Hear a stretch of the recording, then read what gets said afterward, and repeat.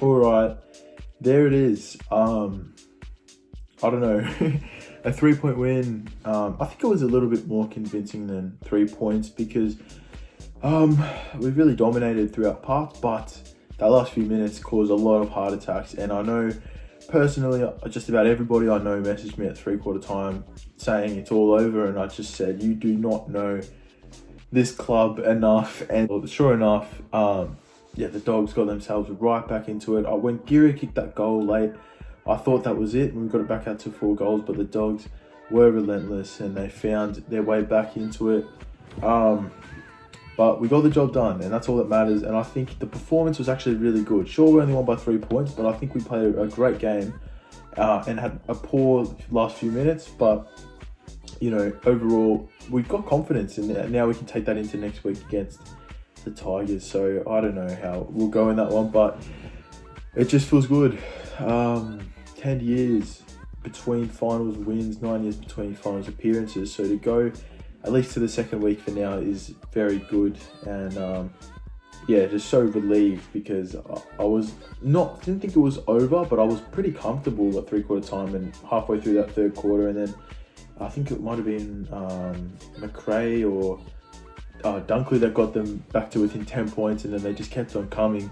Late there, we did really well to hold it up though, and we found our way home.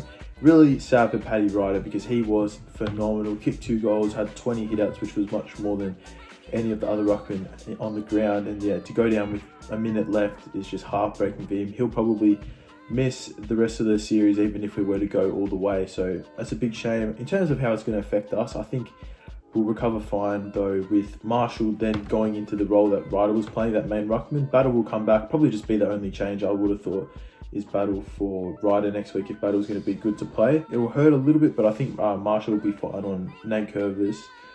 I also heard that Carlisle may leave because he's having a kid. That's a big loss for us because we don't really have another key defender ready to come in. And they've obviously got Lynch coming back along with Rewalt there and Chol and everything. So that's a big forward line. We might struggle without Carlisle. Hopefully he stays, but we'll have to wait and see. With that, today the best players, I thought Membry was elite. Had 2 goals, 16 touches, took 9 marks, which is phenomenal. He was very, very good. Pushed high up the ground as he has been doing a lot this year, but still managed to hit the scoreboard. Max King kicked 2 as well, and he took so many clunks. And it felt like he finally got his performances right after some struggles in the past couple of months. So that was really good. Geary kicked 2, that defensive forward role. Caleb Daniels still got off and had, I think, the most touches of any player on the ground, but Geary did his job down forward. Really handy. He missed that shot right on quarter time, and it was a shame, but found his way into it, kicked 2, and really got us going there. Butler did work a lot again. Hill the same, even though they didn't have huge impacts on the stat sheet. They worked really hard and got us forward. I thought Billings was so good, so many times, put his head over it and really kept us in the game at times and got us pushing forward. So overall a pretty good team performance. I thought Hannaby was elite too. Finished the game with 20 touches, which I think was the most for a Saints player, and looked really good, especially in that first half. Him and Ryder were probably our 2 best players. Steele was a little quiet, but got himself into it in the second half. Dougal Howard was great, took some big marks and was pretty clean out the back. I thought Wilkie made a few mistakes, but was okay. Hunter Clark is insane, and I've been saying it for the longest time. How many times did he get it today? And he just steps out of it, walks away. You think there's no way he's going to get rid of it, and he just does. Has so much time around it. That little dribble pass to Caulfield in the back half was insane. So, I think Richmond, they're down at the moment. Obviously, they're a very good side, but we're coming in off the back of a couple of wins. We've got momentum and all of that. We've got lots to play for. The Tigers are having a down season, probably a little bit compared to their past ones. I thought they were going to win yesterday, so I don't know. But I reckon we're at a good chance to beat them. And if we can do that, then it opens up in a massive way against Port Adelaide. So I don't know. There's a long way to go, but it's a good start. It's a very good start. Now, Josh Bruce kicking the first goal of the game, that was painful. I sat back on the couch. I just thought, oh no, he's going to do what he wanted to do to us in round 2. But he had 6 touches for the day, so 5 after that. I think 4 of them were handballs. He's a hopeless footballer. gave away a free kick with 30 seconds left. Thank you very much, Josh. He got flipped upside down on the Twitter as well. Well deserved, because he's been at 3 clubs. He was at our club for, what, 5 or 6 seasons. Kicks the goal, grabs the jumper. What are you doing? Like, you don't have any loyalties to the Dogs. He's robbed them of the best part of, $600,000-$700,000 this year, barely kicking a goal a game. He's a hack, and best of luck to him, because he gloated all off season about moving to a better club, playing in finals and everything, and he's only going to get the 1, whereas all of our players are going to get 2 or potentially more. So that's bad luck.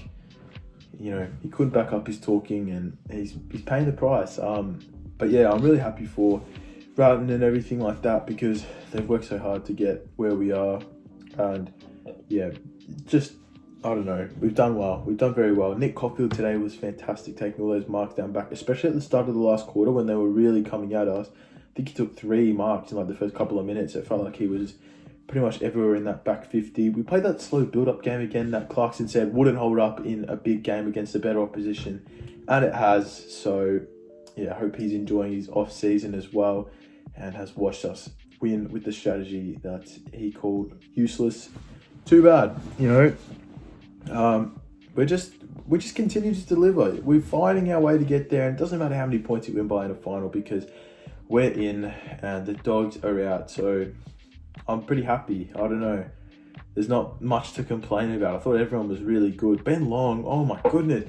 Stitched up McRae. Fair hit. No way he's got a case to answer for, in my opinion. He'll be fine. He'll play next week.